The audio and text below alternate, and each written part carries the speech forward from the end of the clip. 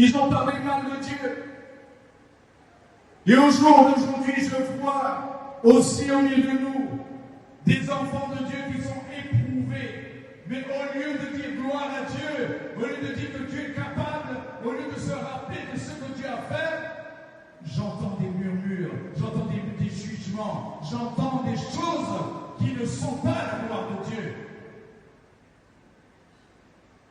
Est-ce que Dieu aurait-il changé à fond de Dieu? Dites-moi, est-ce que Jésus a changé? Qui a changé alors? C'est moi, c'est mon cœur, enfant de Dieu. C'est mes infidélités, mes incrédulités. Vous voyez, on vole la gloire de Dieu. Aujourd'hui, on murmure parce qu'il n'y a personne qui vient donner gloire à Dieu. Aujourd'hui, il faut qu'on donne gloire à Dieu. La gloire de Dieu lui appartient. Souvenez-vous dans le livre du prophète Malachie, et j'ai entendu dans la prophétie, Malachie chapitre 1er, et combien il est important de dire que Dieu m'a béni, Dieu m'a délivré. Parce qu'il y a de ceux qui sont là, qui attendent dans l'église, qui sont là assis, qui ont de l'espérance, qui cherchent la gloire de Dieu. Ils ont besoin de savoir, ils veulent savoir comment ça se passe.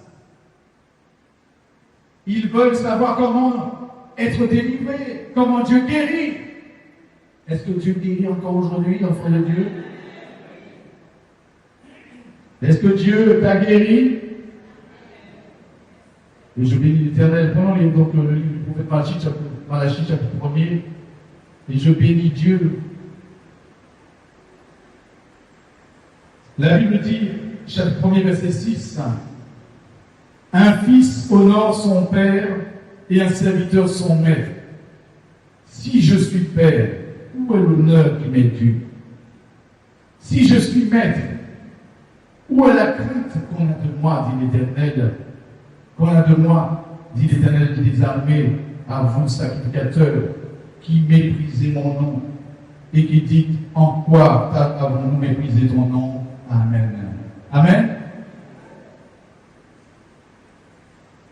Lorsque nous fermons nos bouches, Dieu nous a appelés sacrificateurs. Nous sommes appelés à être des sacrificateurs devant Dieu. Mais lorsqu'on ferme sa bouche devant Dieu, lorsqu'on ne donne pas de gloire à Dieu, ça devient une malédiction pour nous.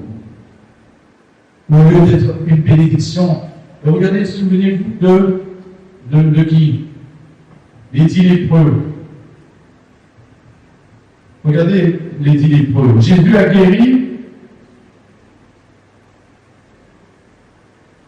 Merci Seigneur. Les 10 lépreux. Et qu'est-ce que Jésus, quelle est la remarque que Jésus a faite?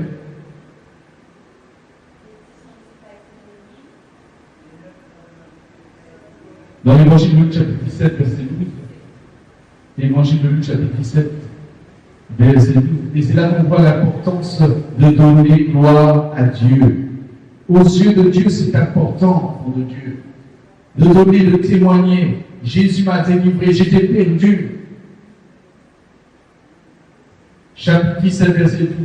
Jésus se rendant, verset 11, à Jérusalem, passait entre la Samarie et la Galilée. Comme il entrait dans un village, 10 lépreux vinrent à sa rencontre. Se tenant à distance, ils élevèrent la voix et dirent, Jésus, Maître, aie pitié de nous. Dès qu'il les eut vus, il leur dit, allez vous montrer au sacrificateur. Et pendant qu'ils y allèrent, il arriva, ils furent guéris. L'un d'eux, se voyant guéri, revint sur ses pas, glorifiant Dieu à haute voix. Il tomba sur sa face aux pieds de Jésus et lui rendit grâce. C'était un Samaritain. Jésus, prenant la parole, dit, les 10 n'ont-ils pas été guéris? Et les 9 autres, où sont-ils? Ne s'est-il trouvé que cet étranger pour revenir et donner gloire à Dieu? Jésus lui dit, lève-toi, va, ta foi t'a sauvé. Amen. Amen.